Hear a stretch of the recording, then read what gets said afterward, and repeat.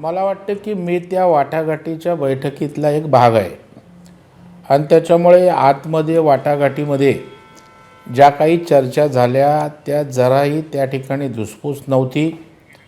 जागा वाटपासंदर्भात ते त्यांच्या ठिकाणी आग्रही होते, आम्ही आमच्या ठिकाणी आग्रही होतो आणि त्या ठिकाणी मेरिटवर डिबेट चालू होतं एक व्यवहार म्हणून। परंतु या ठिकाणी बाहेर ज्या काही चर्चा होतात, बाहेर जे काही अंदाज लावले जातात ते आपापल्या परीनं मीडिया त्या ठिकाणी लावत असतो। त्याच्यामुळे मला वाटतं की कुठल्याही प्रकारचा विसंवाद नाही आणि आपण आमचे मुंबईचे अध्यक्ष अमित साटम यांनी त्या ठिकाणी ज्या पत्रकारांशी संवाद साधला त्याही वेळेला आमचं बऱ्याच जागांवर एकमत होतं आहे, परंतु काही ठिकाणी निश्चितच त्या ठिकाणी त्यांनाही जागा हव्यात, आम्हालाही जागा हव्यात।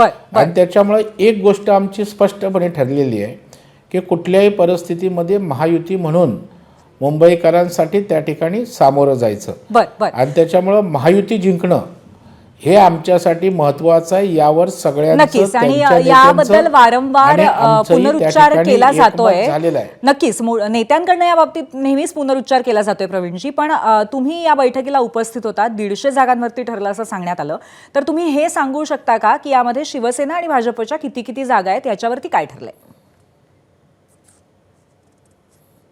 मला वाटतं हा काही जाहीरपणे माध्यमांना सांगण्याचा विषय नाही, कारण त्या ठिकाणी वेगवेगळ्या ठिकाणी उमेदवार त्यांचे इच्छुक असतात, आमचे इच्छुक असतात। त्याच्यामुळे कुठल्या जागा ठरल्या, कोण त्या ठिकाणी कुठली जागा कोणाला देणार हा मला वाटतं दोन्ही पक्षांच्या चार भिंतीतला विषय आहे आणि ज्या वेळेला याच्यावर आम्हाला जाहीर करायची वेळ येईल त्यावेळेला निश्चितपणे आपल्या माध्यमातून बरोबर आहे प्रवीणजी, पण तुमच्या मित्रपक्षातील तुमच्या सरकारमधील मंत्री संजय शिरसाट सुद्धा म्हणाले की आम्हालाच माहिती नाही की आम्हाला किती आणि कुठल्या जागा मिळाल्या आहेत, म्हणून मग हे कन्फ्युजन आहे का, या अनुषंगाने हा प्रश्न तुम्हाला विचारला।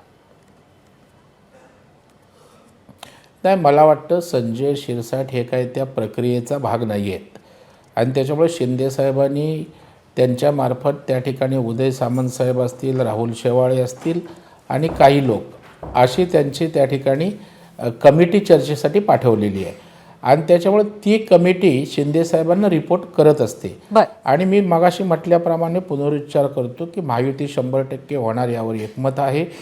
जागा कोण कुठल्या घेणार यापेक्षा महायुतीच्या जागा म्हणून आम्ही जिंकणार आहोत आणि त्याच्यामुळे संजय शिरसाट साहेब काय बोलतात किंवा आमची कोण लोक त्या ठिकाणी काय बोलतात त्यापेक्षा जे प्रक्रियेतले नक्कीच, त्यामुळे या संदर्भामधली माहिती तुम्ही जास्त स्पष्टतेने सांगू शकता असं म्हणालात आणि त्या पद्धतीने तुम्ही आम्हाला माहिती दिली।